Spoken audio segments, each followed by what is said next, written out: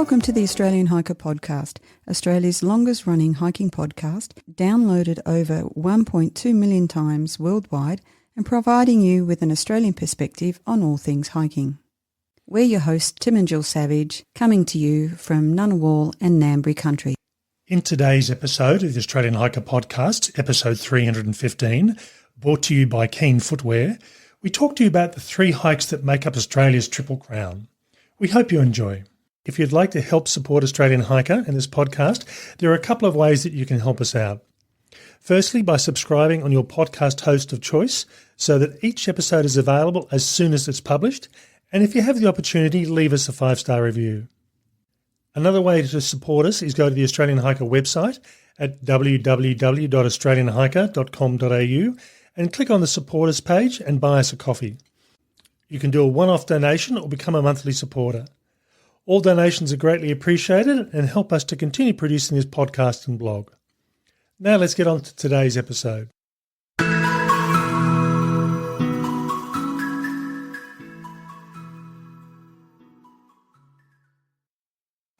I first fell in love with long-distance hiking in about 2014, and surprisingly it had nothing to do with the movie Wild that was released in the same year.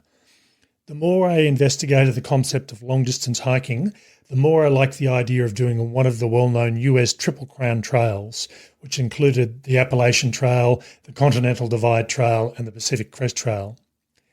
Having said that, you may be surprised to know that Australia has its own Triple Crown trails that include the Australian Alps Walking Track, the Bibbulmun Track, and the Hyson Trail, and that covers the distance of almost 2,900 kilometres.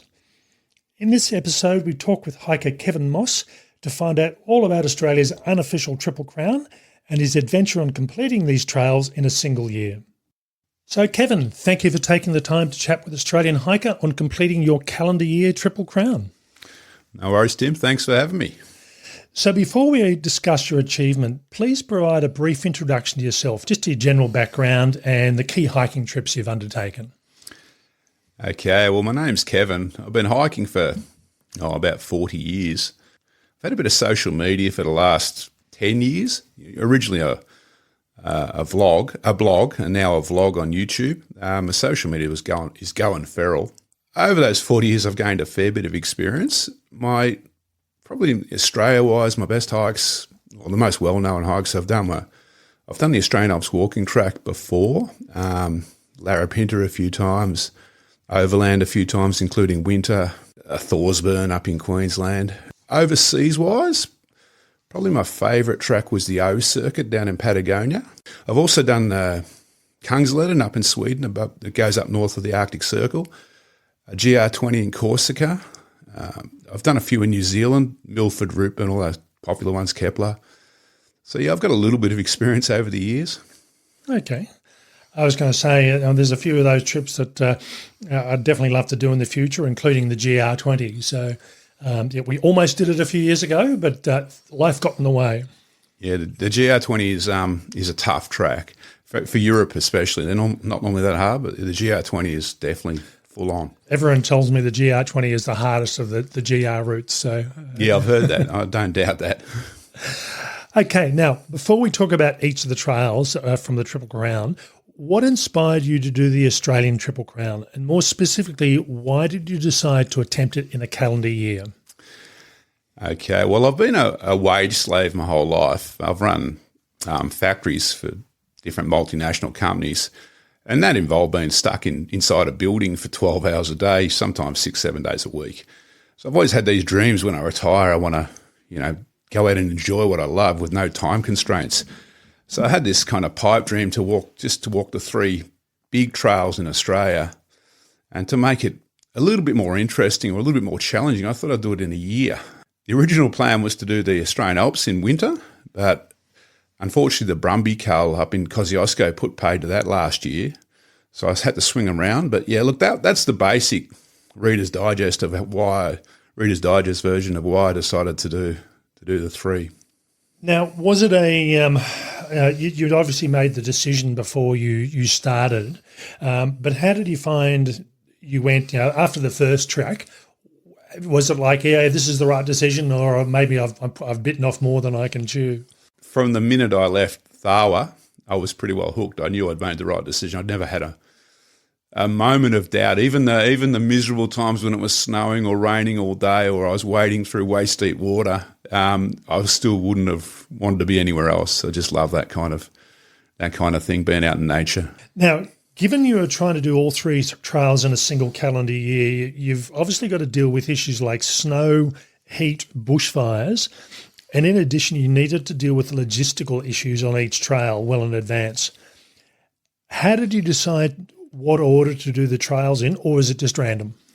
The Brumby Cull up in Kosciuszko paid to I was originally going to do the Hyson, the Australian Alps in winter, and then the Bib in spring.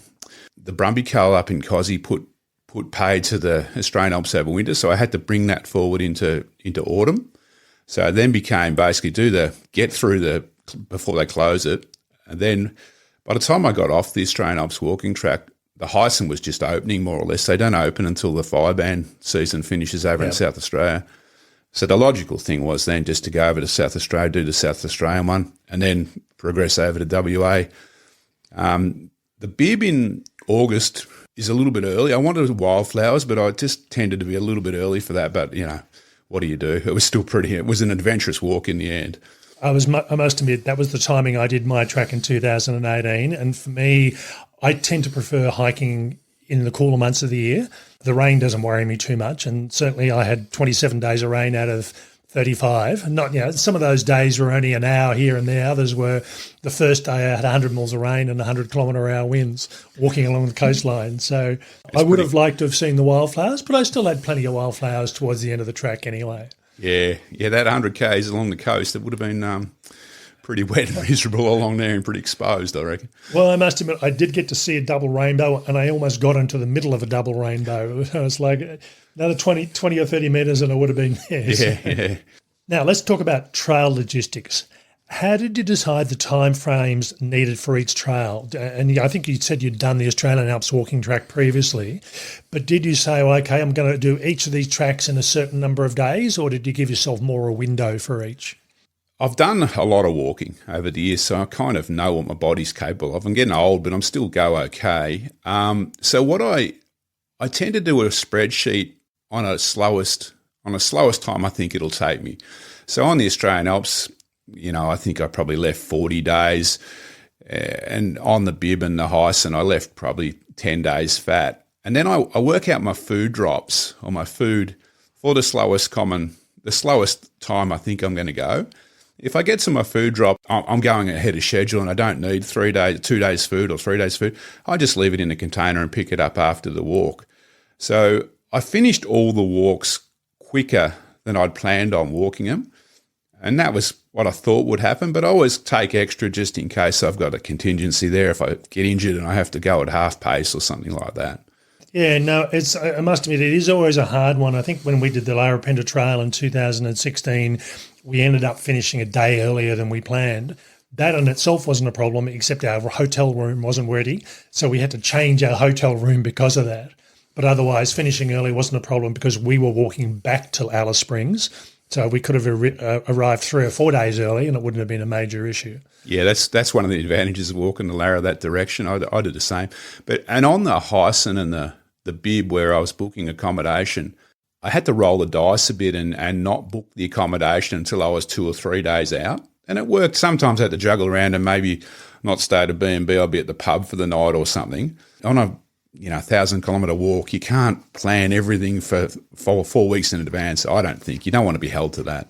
No. And I think for me on the Bibbulmun track, I did my food drops, and normally if there was going to be a problem somewhere, my wife would call up and say, hey, look, he's coming through a few days later or he's coming through earlier. And even when we dropped the food off at Collie, the hotel at Collie, pretty much we said, look, he's going to turn up on one of these 2 nights, and she actually booked the motel, I think 2 nights before I turned up. Yeah. So it was pretty easy to do there. But as you say, when you caching food, and if you don't have enough, that's when it tends to be a problem. So on the Australian Alps, it was food drops out in the bush. So yeah, I had to make sure I had plenty there. Yeah, the Bib and the Hyson, when you're going through towns, I did leave food drops in the towns, but you can always, if you're a bit short, you could always buy something at some 2 minutes, some ramen noodles or something to get you through. Now, did you do each of these walks solo, or were you hiking with friends or a group? No, I've retired a little bit earlier, so most of my friends haven't retired yet, and most of them probably aren't silly enough to want to do this anyway. But the ones that are silly enough are both the two people that I walk with the most are both still working. So I was solo the whole way. I did have friends.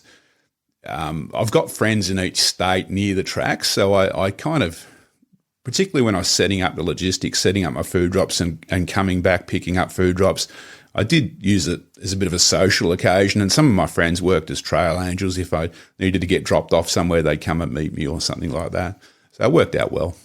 Okay. The US long-distance community uses trail names, but this doesn't seem to be a big thing in Australia. Do you have a trail name? You're right. It's not a big thing in Australia. I do have a trail name. Mainly, I've walked overseas in Europe and that, where I've walked with Americans. So my blog and my vlog is Going Feral, and everyone loves the feral bit. So now I've got a lot of grey hair, or no hair. So my trail name is Feral Grandpa.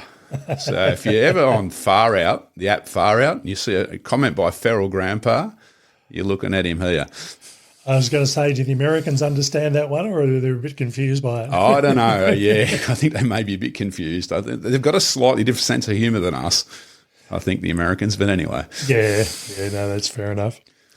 All right, now let's talk about the trails themselves. So regarding the 3 trails, what were the key things that stood out to you about each of them? So let's start off with the Australian Alps walking track. Okay, the Australian Alps. Well, I've done the Australian Alps. I did that back in probably 2016, 2017, the first time. The Australian Alps is the toughest of what we call our traditional long distance walks in Australia. There's not many easy days on the Australian Alps walking track, but the rewards on the Australian Alps are many. I mean, you get a nice day up above the tree line. You can see for miles and miles and miles, and it's just an amazing walk. But it can be brutal if the weather turns bad. It can be downright dangerous if the weather turns bad. Yeah. The track conditions on the Australian Alps walking track vary from everything from bitumen roads to no track at all. Whereas the Bib, for instance, it's a pretty consistently good track the whole way through. The Australian Alps is all over the place. Sounds a bit type 2 fun, but actually the challenge is part of the enjoyment, I think. When you complete the Australian Alps, you really know you've achieved something, and that's a nutshell on the Australian Alps, I guess. It's interesting. I mean, most people just assume that the longer trails are going to be the issue. I think the Australian Alps is give or take around about 680 k's, and the Heison's about 1,200, and the Bib's around about 1,000. And the assumption is that the long trails are going to be the issue, but certainly logistically, the Australian Alps walking tracks is more complex. You are travelling more remote. You're not going through towns unless you deliberately try and get off to go into a town, particularly in some of the northern alpine areas where you can, with a bit of effort, get in there. Yeah, you could get into. I mean, you could hitch into Adabimbi. Not that there's a lot there. I tend to just have a break at Thredbo, which is not far off the track, and have a break at Hotham, which is not far. My wife generally comes up to Hotham the couple of times I've done it and meets me there with some food. The Hyson and the Bib are definitely, even though you think the Hyson and the Bib would be more remote, particularly the Hyson, the Australian Alps is a very remote track. To get in to do track clearing or for the maintainers and that, it's just very difficult for them to get into some of those spots. The Viking Razor Wilderness, I mean, you'd have to walk for a day carrying a chainsaw or fly in or something, whereas on the Bib and the Hyson, you can generally drive fairly close to the trail. Okay, so we got for the Australian Alps, it's really the views and the vistas. What about the Bibbulmun track? What's your view on that? The Bib is, I think, it's an amazing facility, the Bib. When you look at what the people over in Western Australia have got on their doorstep, it's the best track for a I won't say beginner because you're walking 1,000 k's, but for a new through hiker, it's just so well set up. Even a new hiker who wants to go out for a weekend, it's just so well set up. It's all free. You got the camping huts, the shelters, and you've got camping platforms. You've got toilets. You've got tanks. It's just amazing. The track itself is very well graded. There's not too many steep hills or anything like that. The coastal scenery once you get down around Albany, or even from Walpole to Albany, is world class. But the surprising bit for me, I went through in August, and the Perth Hills region, so out of Perth down to Dwellingup, I think it was. You go through the Monondocs. That was really nice. With all the water, all the creeks were flowing. A really wet year. All the creeks were flowing crystal clear, and there was little waterfalls and cascades. So that was really nice too, I thought. That's probably the highlights of the Bib. Yeah, I must admit, I was very much the same. I had a wet season when I went through, and again, the rain doesn't worry me too much. But yeah, it's one of those things. I've never done any of the American hiking trails, but that one seems to be very similar to the Appalachian Trail, where you're going through a town of a reasonable sort of size in most cases every 5, 6, 7, 8 or 9 days, depending on how fast you're moving. So you can stop into a hotel if you want to have a bit of a rest and have a pub meal, or go to a restaurant or get a pizza. And you've got that option if you don't want to keep on going and keep on camping without having that sort of break. Yeah, and it is a good option to have. I mean, as you get older, I find that I don't mind having a night at the pub every 5 or 6 days and having a shower and a decent feed. So yeah, that is good on the Bib, and the Hyson's a little bit like that, but it's probably 20 years behind the Bib, I guess. Okay, so that brings us on to the Hyson. So 1,200 kilometre trail in South Australia. What's the key things that you'd say about the Hyson? The Hyson was the trail that I underestimated the most as far as how much I'd enjoy it. The Hyson, in a way, is our most diverse long-distance trail, where the Alps is basically alpine country the whole way through. The Bib's mostly forest and then beach. The Hyson, I started from the south. So the Hyson, you've got I think it's the Wild South Coast Way, that new section. Well, the marketing guys have got hold of it and they've called it that. Yep. It's been around for years, but it's pretty specky. Then you get into like the plantation country. You got the Adelaide Hills, which are gentrified. You got cafes and that. Then you got the Barossa, which is a wine country, obviously. Then you get up into the mid-north, which is agricultural. Then you get into the southern Flinders and the Flinders. So and the Flinders is probably my favourite. I love the red rock, red dirt kind of country. Yeah, I'm a big fan of that as well. Yeah. So if you look at the diverse landscapes that you travel through, the Hyson's probably the more diverse of the whole lot. The negative thing people talk about with the Hyson is the agricultural and the road walking. And there is a bit of that, particularly through the agricultural country, because there just isn't national parks all the way out there to walk through. But, I like to listen to Australian Hiker on the podcast as I'm walking along or whatever, and I don't mind those easy days every now and then, because you can think about something else rather than worrying about where you're going. Now, in relation to those 3 trails, how busy did you find them as far as other hikers? I think I saw one northbound. I was going southbound on the Australian Alps walking track. I saw one other northbound through hiker. That was it. I saw some section hikers, probably maybe 10 section hikers, except I'll put a caveat on that. I came through Jagungal on one of the long weekend, King's birthday, I think it was. Yeah. So Jagungal was heaving. But once, I'd left Jagungal and the King's birthday weekend had finished, I think I saw 10 other section hikers on the Australian Alps and one through hiker. There was a guy who was a few days behind me, finished just after me, but he never caught me. We never met up. The Hyson that I went to after that, there was probably, I met 25 through hikers on that. So the numbers went up quite a bit. Because you're passing through so many towns on the Hyson, you don't always meet them though. Sometimes you'll pass them in a town, they'll be at one pub or caravan park and you'll be somewhere else and you just don't even see them. Yeah. But they're there because people are talking about them. The Bib though, the Bib was next level. So I started the Bib in August, and it was a very wet August that last year over in WA. On the first night, I think I camped at Ball Creek on the first night. So I was heading southbound. On the first night on the Bib, I camped with more people than I saw on the whole Australian Alps and the whole Hyson combined. I couldn't believe it. I was thinking, and I'm an introvert. I like kind of solo hiking, being on my own. And I was a little bit I was happy to get the duplex up and crawl into my little Dyneema cocoon to try, because there was just too many people. I was overwhelmed. I think the thing with Ball Creek, it's a good day walk or a good overnighter for someone just wanting to go out for a single night and then come back in again. Particularly when I'm trying to think of the name of the pub. It's just down the hill. At the reservoir there. Yeah, and it's a great place for lunch or a great place for a dinner if you happen to be around there, and you can sort of head up the hill and get into your tent. So yeah, there was a lot of people too, because it's such an easy and accessible first long distance hike. There was a lot of people have got their ambition kind of mixed up with their ability, and they've kind of so that there was a lot of people. Yeah, we're out through hiking, and they'd drop off after a day. I think all those people that I camp with, I don't think there was probably that I got to know that first night. I only probably talked to half of them. I don't think any of them actually finished the track. Some of them went for weeks and weeks, but yeah, but I mean that's it's meant to be fun. If you're not having fun, that's the best thing to do. No, and I think that's the thing.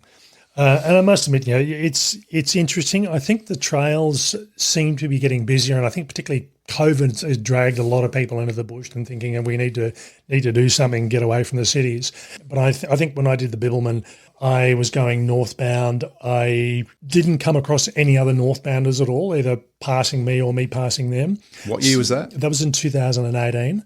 Okay. Southbound, I picked up probably the biggest group of people, probably a day and a half out of Perth. They'd just started their journey to try and time it with the wildflower season. I'd expect the numbers to be up in September in particular. But yeah, it's surprising you're saying you're getting the numbers you were. And there was one weekend, it was a long weekend, and I wasn't thinking about weekends at that stage. And I'm thinking, why are there so many people on the trail? I thought, long weekend, people are out camping. Yeah. Well, I didn't. I went in August because I wanted it quiet, and I didn't actually get a shelter to myself until I was almost at Carry Valley. I think the night before Carry Valley, I was halfway down the track before I actually had a night on my own, camping on my own, which was after coming off the Alps, where I camped on my own the whole way through. Basically, it was amazing. But you're right. I think COVID has definitely, people have found walking, and for whatever reason, and I think that's why your Australian Hiker podcast, and I try and do the same with my YouTube stuff. I think it's good because a lot of these people haven't got the history of, and they don't know the etiquette, and they don't know the culture behind some of the things we do. So I think it's good that what we're doing, hopefully we can influence some of these people in the right way. Yeah, no, definitely.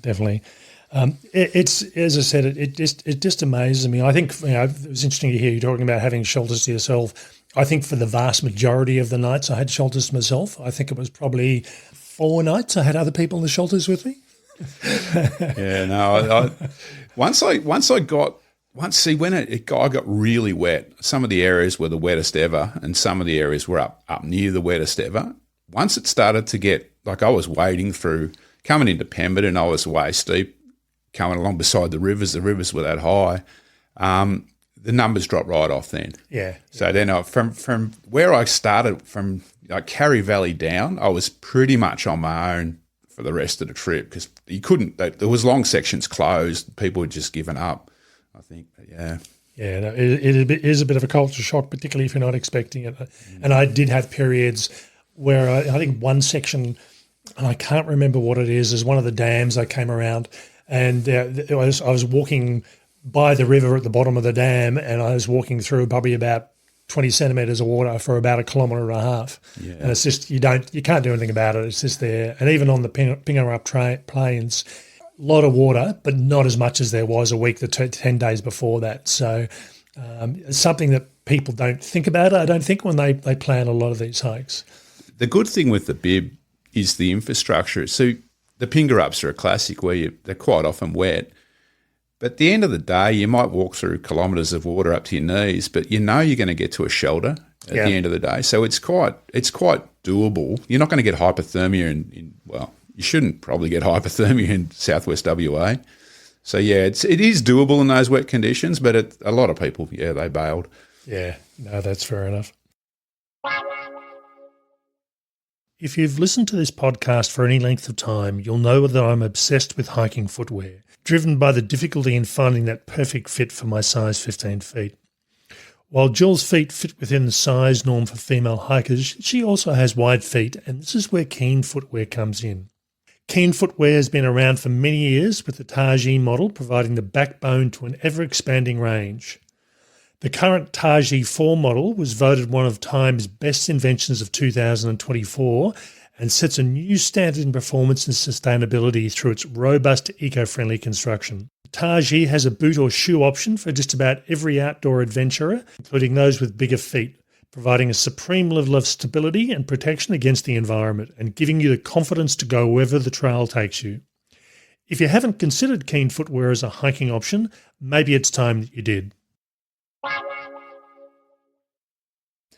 Now, what were your expectations for each trail? And I know you mentioned you didn't think you were going to like the Heisen as much as you did.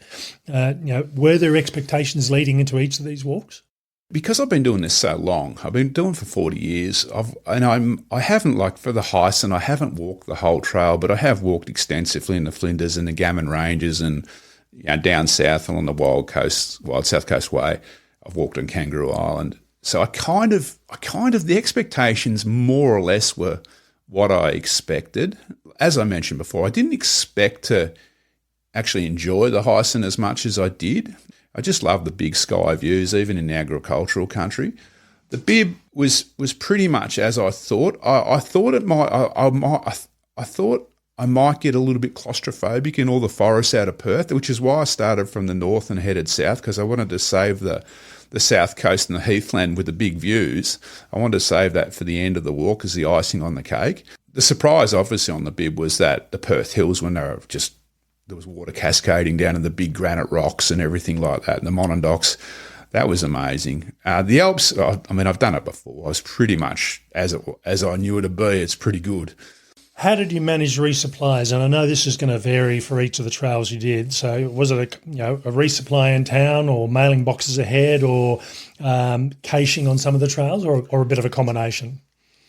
It was different on each trail to a certain degree. So the Australian Alps, I cached some food I use 20-litre drums. Yep. I'm a little bit fussy with what I eat as I get older. So I like to, supplement with a bit of protein and some decent food.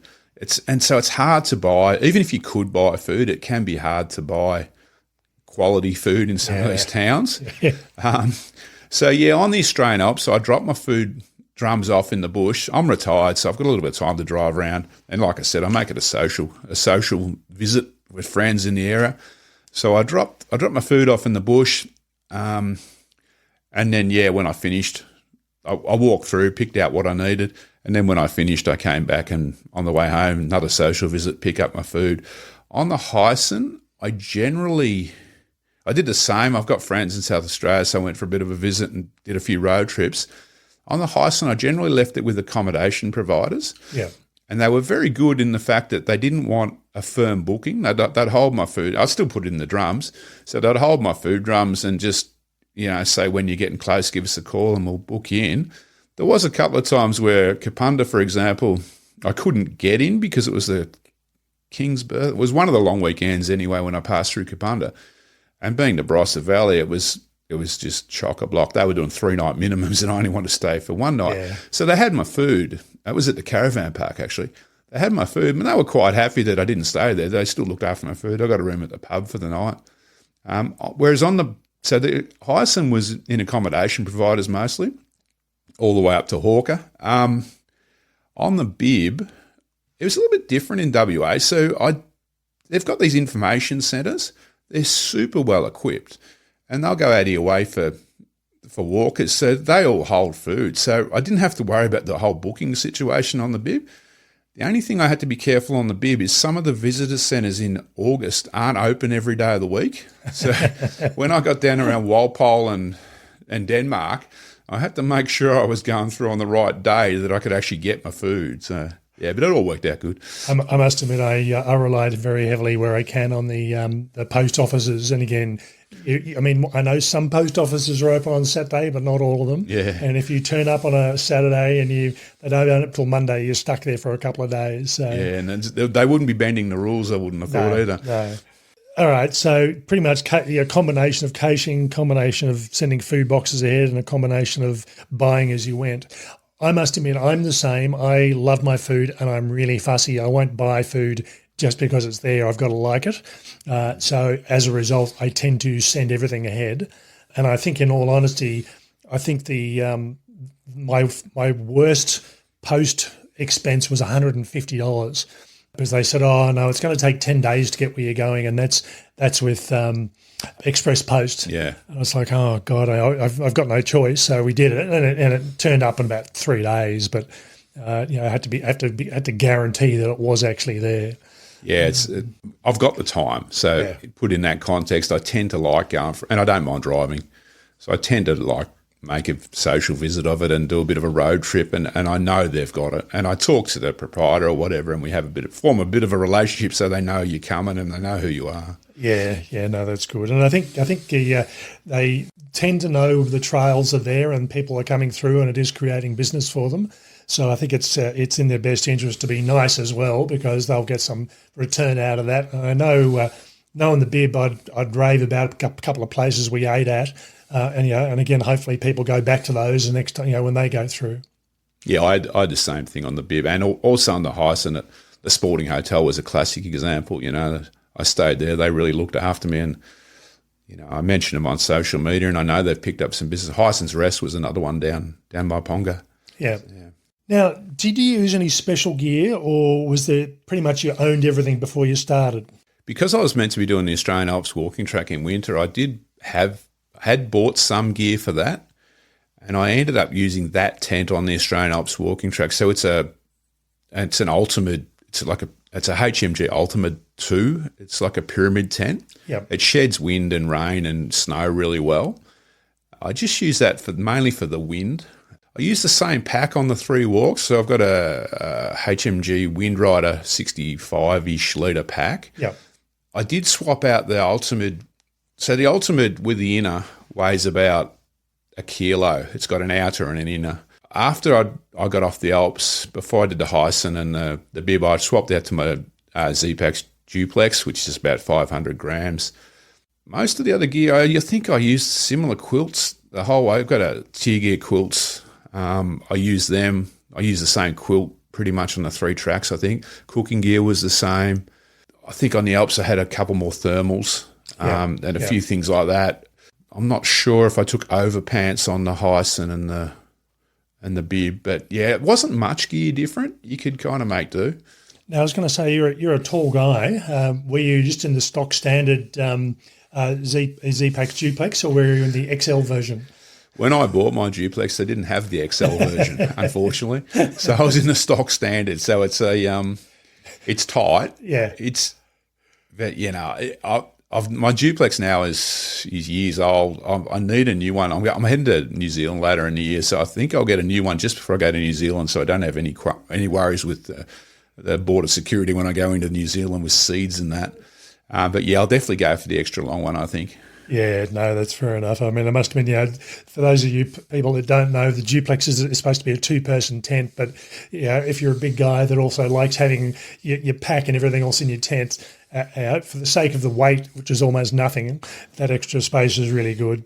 Yeah, I've actually got a triplex, so if someone actually has to spend a night with me in a tent, I'd probably just take the triplex.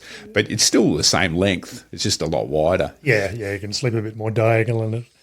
Now, are you a trail runner user or a boot user? Normally trail runners, although this year I'm thinking about revisiting the Australian Alps walking track in winter. That'll be boots. Yeah. But yeah, I did the 3 trails last year in trail runners. So I use Hoka speed goats.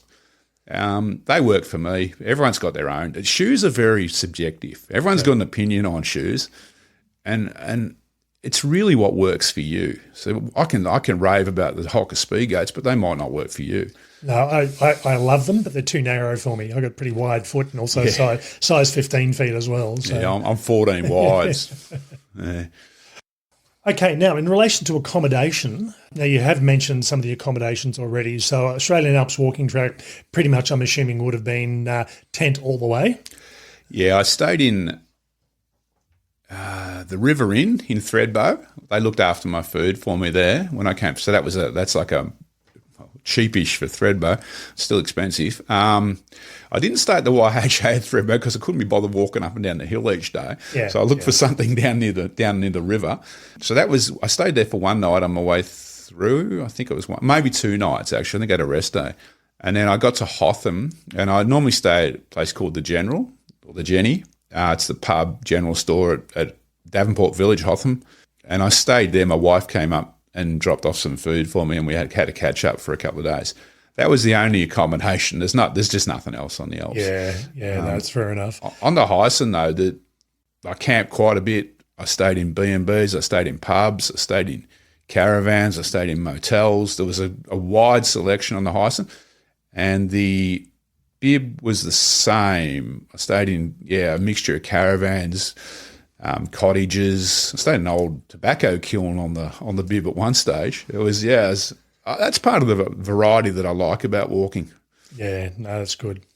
What is your favourite trail out of those 3 and why? Yeah, the whole favourite question, eh? I always preface this answer with it's everyone's got their likes and dislikes. I like big sky views. It's my thing. So it's hard to beat the Australian Alps when you're up above the tree line, or up and even in the snow gums when there's a few trees around. Just those massive views. So I'd have to say the Australian Alps. If we're going to cut to the chase, the Australian Alps is my favourite. The Hyson has a lot of those big sky views too, particularly up around the Flinders and the mid-north. So that's a good one. On the bib, it was a little bit more enclosed until you get down around below Northcliffe, and then you get into the heath country, and then that was the views down there are pretty amazing too. But look, I'd say Australian Alps for me. Yeah, no, that's fair enough. Now, in relation to those 3 trails, if someone decided that they were going to go through and do whether it's a Triple Crown or a calendar year Triple Crown, which one would you recommend that people start off with? If you were going on, assuming that you like the scenery on all of them, definitely the best one to start with is the bib.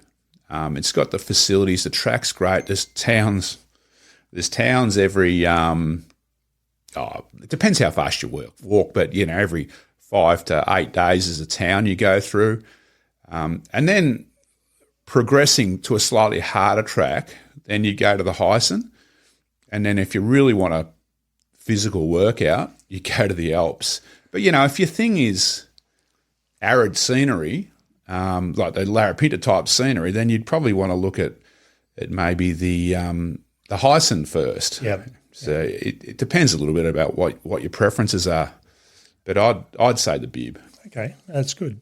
As a generalisation, I mean, you mentioned you didn't come across many people on the Australian Alps, and even for that matter on the Hyson, it was more on the bib. How did you find your interaction with other hikers and people on the trail? Were they genuinely happy to see you and wanting to be helpful, or?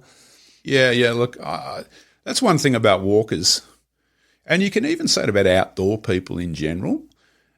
But particularly walkers, we're all out there doing the same thing. And there was times I was, particularly on the bib, where I'd rock up, because I was double hudding, so I was doing some 40, 45K days. Yeah. And in middle of winter, there wasn't a lot of daylight, so I'd rock up to the shelter just on dark, and people might have their tents up and their gear spread around. And so I felt a bit awkward asking them to move. Could I have a bunk? Could you move your gear off that top bunk so I could just get on the top bunk? I didn't have one negative interaction on any of the tracks. And to be honest, even when you're out in the bush and you bump into a four-wheel driver or trail bike, it's not my jam, but trail bike rider or whatever, most people are out in the bush because they love being out in the bush. Now, whether we agree with what they're doing out there is a different thing altogether, but even shooters, they're normally out there having, living their best life. They're normally all pretty good, I find. Okay, that's good. Now, last question. What's your next great adventure? The one I've got semi-locked in is the Tiarara in New Zealand, the one that runs I'm going to walk from the top of New Zealand to the bottom. I'm going to start that in November, hopefully. I have started looking at the one I missed out doing last year, which was my winter traverse of the Australian Alps walking track. I'm just starting to kind of feel around the edges and see whether I can maybe do that in July, August this year. We'll see how we go there. And if I do that, whether I do it and start it, whether I finish it is a whole nother thing, because it's a hard enough walk to do when you're not trying to walk through a metre of snow. So, but it's one that I've always dreamed of doing, so I might try that. Would you use snowshoes for that one? Or? Yeah, look, I've never cross-country skied. I've downhill skied years ago. I don't think at almost 60, now's the time to start learning to cross-country ski with a pack on my back. So I think I'll have to go snowshoes. It'll be slower, but I just think it'll be safer. Yeah, no, definitely. I think that's. I must admit, I like the idea of that, but I think if I was going to do something like that, I think I'd want to do some snow training. Yeah, learning how to build igloos and get myself out of a difficult situation in snow conditions. Okay, so we've been talking with Kevin about completing the calendar year Australian Triple Crown. Kevin, thanks for taking the time and congratulations on this epic achievement. No worries, Tim. Thanks, and thanks, Jill, for having me.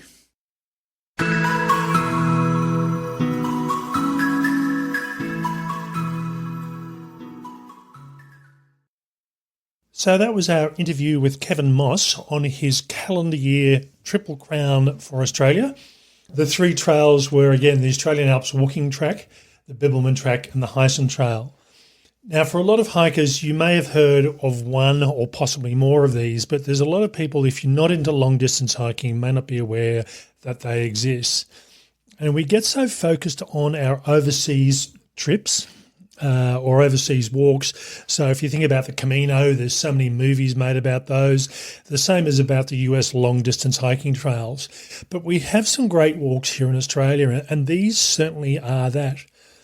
Now, Kevin's trip was a bit different than a lot of people, doing a calendar year Triple Crown, and that's very much a thing in the States where people try and go through and do these things in one calendar year. And that means you've then got to deal with the weather. And certainly Kevin had to deal with that. He had an issue of the Brumby cull up in the Alpine area, so that was impacting on when he could do things. Doing the Australian Alps walking track in midwinter in snow really does mean you have to have very good experience in the Alpine area walking as opposed to skiing. It's a bit of an understatement, I think, isn't it? And I know when I've talked to people who have done this or tried to do this in the past, the police and the park services get a bit twitchy about that, because wandering around in the middle of the snow in the middle of nowhere creates a much higher risk than doing it during the snow freeze season as well. Well, people who are experienced get into trouble during the great weather that you have up there. Now, these three trails, and again, it was interesting listening to Kevin's view on these trips. Now, I must admit, I did have preconceived ideas about the three trails. I've only done one, the Bibbulmun track. But certainly my knowledge of the Australian Alps walking track, as an example, is it's the shortest of the three trails. You're looking at about 680 kilometres as opposed to around about 1,000 for the Bibbulmun and 1,200 for the Hyson Trail. Most people would assume the long trails would be the more difficult trips to worry about. Mm-hmm. But really, from a technical perspective, the Australian Alps walking track is the hard one. It's physically the most demanding because of the changes in altitude going up and down hills. You're in remote areas. You are limited to just popping off and going into the local town. You can do that in some areas, but in other areas you are in the middle of nowhere. And I must admit, I've done the last section of the Australian Alps walking track, the last 112 kilometres leading into Tharwa and the ACT. And it's the sort of thing that in one instance, I think I was 26 kilometres from the nearest person. Now, that's fine, but you do need to make sure you've got the appropriate equipment, like having satellite communications or personal locator beacons, particularly if you are solo hiking. I think for these sort of trips, Kevin was talking, we did put the hard word on him and say, what was your favourite trail or favourite track? And he said, if pushed, he would say the Australian Alps walking track because he likes, as he terms it, the big sky views.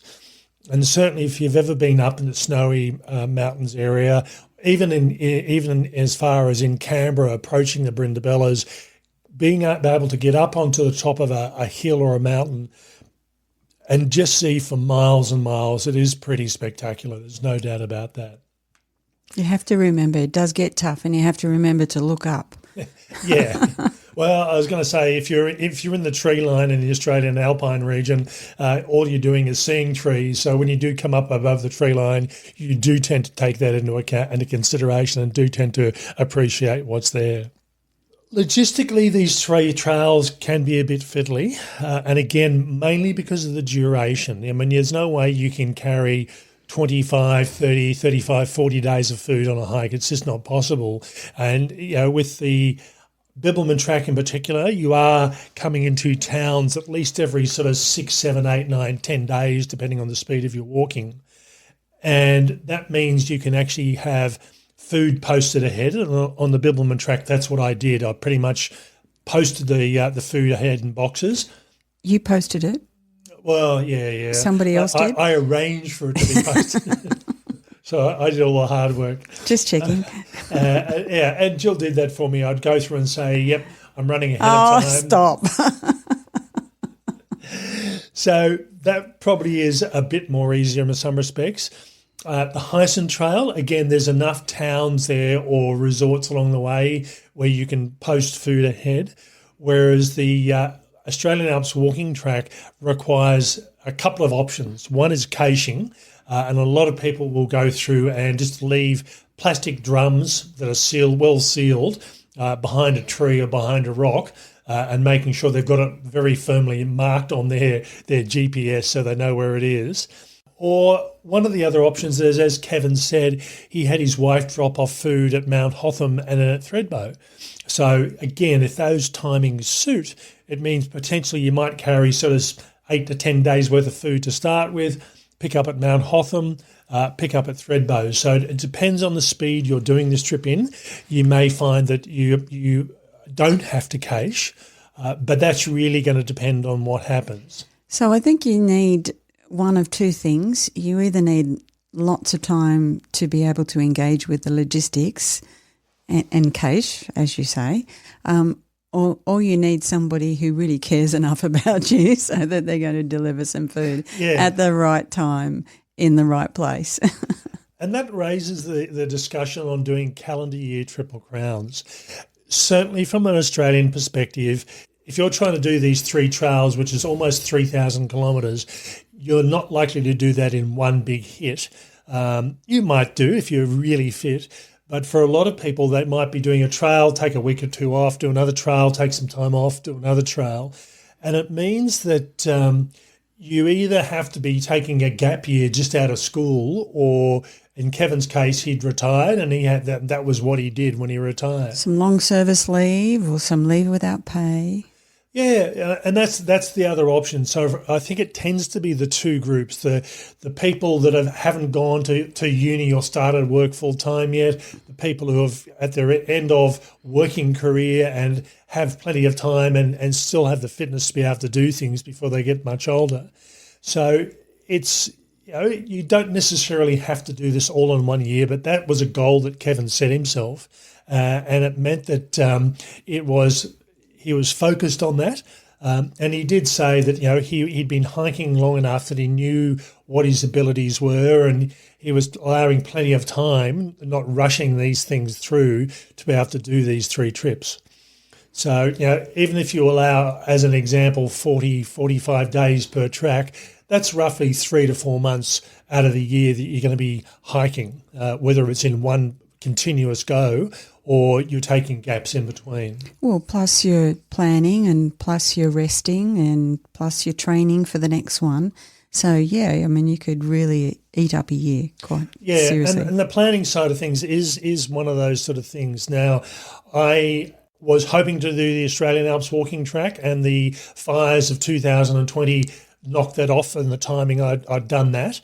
So I'd gone through and spent a lot of time planning about how to get around the flames, or the flame damage and the fire damage, and there was one section I just could not get around. And then the small injury that you have is slowed you down just a little bit, Tim. The Appalachian Trail, again, I was getting ready to head over there, and that was, I think at that stage, that was the second lockdown of COVID, and that pretty much stopped that from happening. And I ended up doing another trail and having to get off track from that one, again, because of another lockdown on COVID. So these sort of things, you've got to pick your times, you've got to pick things like bushfire seasons. So the Appalachian Trail, as an example, is closed, or large sections of it are closed for fire season. Bibbulmun Track, the same again. You do not want to be out there in the middle of summer. It's not unusual for the Bibbulmun Track for them to lose one of their huts almost on an annual basis because bushfires have gone through. So there do tend to be seasons for each of these trails, which means you don't have 12 months to play with. As far as walking is concerned, you've got a much more limited time span. And the Australian Alps walking track, I mean, if the winter weather doesn't get you, then the summer weather and the bushfire season might get you. So I think the thing that says is that you've got to be really flexible. You know, you do your planning and you make it as thorough as you possibly can, and then you have to expect the unexpected. The other thing that I find really interesting with these trails, and again, it's an issue that I think it's not specific to any one individual as such, but I'm a reasonably large guy. When I'm solo hiking and come across other hikers, I'm conscious that potentially because of my size, I may appear threatening, particularly to solo female hikers. Crazy man wandering through the bush by himself. Yeah. And Kevin's a big guy as well. I think he's a bit taller than me and probably the similar sort of weight. So you've got to be very conscious about coming across other hikers, either as a male or as a female. But it's the sort of thing, middle of bush, you come across these strange people. But he did say that he had really good interactions with people he did come across. So, hikers are a special breed, and particularly long-distance hikers. And again, it's a matter of having those introductory conversations, having a bit of a chat, and particularly if you're staying at the same location at the end of the day, you'd get to know people a bit more. But I think it's also a little bit of awareness of, some people don't want to interact with others when they're hiking. It's quite difficult, I think, when you've been hiking a little bit by yourself and you're keen for other company. So you do need to be a little bit mindful that, the people that you meet along the way may not feel the same way.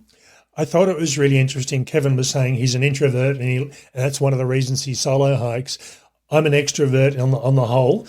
I'm quite happy to chat and talk to people, sometimes talk them to death. Sometimes I have to pull Tim away. We haven't seen someone for a few days and I have to pull him away to give them a little bit of space.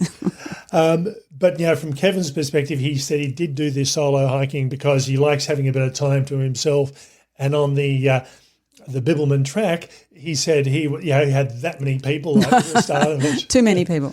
Yeah, and it's funny because I did it at a similar time, but a few years beforehand, and I think over the 30-odd days that I did that track in, I think I talked to people, including Jill, on the phone when I could do, for a maximum of about 8 hours. So, I do love having the time to myself, but I also like talking to people as well. So you can never be guaranteed what sort of experience you're going to have in relation to other people on the trail. And you might think there's going to be lots of people or not many, but it's sometimes it's a bit hit and miss about what happens there.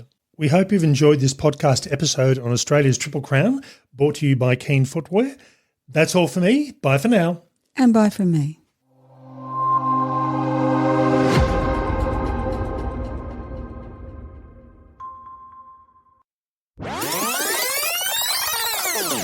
So the three trails again were the Australian Alps walking trap. The three trails. So we hope you've enjoyed this podcast episode on Australia's Triple